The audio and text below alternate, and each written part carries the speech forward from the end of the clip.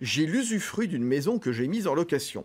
Le nu propriétaire est mon fils. Il souhaite hypothéquer sa nue propriété. En a-t-il le droit? Alors, qui fait quoi? À qui est la maison? Vous avez compris ou pas? En fait, il y a ce qui s'appelle en droit un démembrement. C'est-à-dire, vraisemblablement, Olivier a dû la donner à son fils en nue propriété. C'est-à-dire que le fils est déjà propriétaire, mais Olivier il s'en est réservé l'usufruit, c'est-à-dire le droit de rester à vie dedans ou de louer sans avoir demandé l'autorisation de son fils, qui est d'ailleurs le cas, il nous dit qu'il la loue, Olivier, sa maison. Donc, il y a en fait deux propriétaires qui réunis forment une même propriété, oui, si alors, on peut dire. Juste, vous parlez de l'usufruit.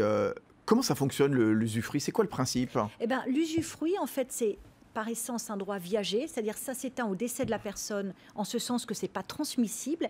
Et l'usufruit, c'est le droit d'habiter, de jouir des biens, de louer les biens sans avoir à demander l'accord du nu propriétaire. Alors c'est ça, usufruitier, nu propriétaire, qui peut faire quoi donc dans cette histoire? Le nu propriétaire, en fait, il est propriétaire, mais c'est grevé de pouvoir, de ce qu'on pourrait dire d'un super locataire. C'est-à-dire que ces droits, ils sont existants, mais il ne peut pas vraiment les utiliser tant que l'usufruitier utilise le bien. C'est ça. L'usufruit, c'est un droit temporaire? Oui, viager. Viager, alors que d'ailleurs, la propriété, c'est souvent viager, oui. Mais ça peut être aussi un usufruit d'il y a temps. Mais généralement, il est viager, l'usufruit. C'est quoi les règles en matière d'entretien, de charge? Alors, la bonne question, c'est réglé par l'article du Code civil, toujours là. Toujours là devant vous, Nathalie Cousigo-Suez. 605 et 606. Bon. En fait, en substance, les réparations d'entretien, c'est l'usufruitier. Les grosses réparations, c'est le nu propriétaire, s'il n'en a pas été convenu autrement dans l'acte de constitution, parce que c'est des règles de principe, mais auxquelles on peut déroger.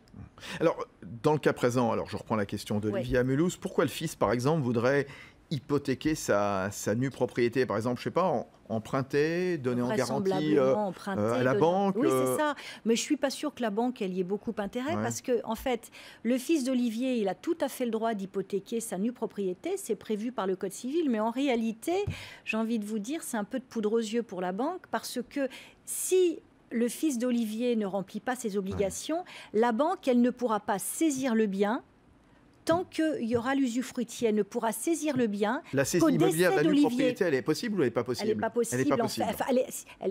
Elle est possible, certes, mais que de la nue propriété. Or, comme l'usufruitier, on ne peut pas le déloger, ça veut dire qu'en fait... Donc pas d'expulsion possible? Non, pas d'expulsion.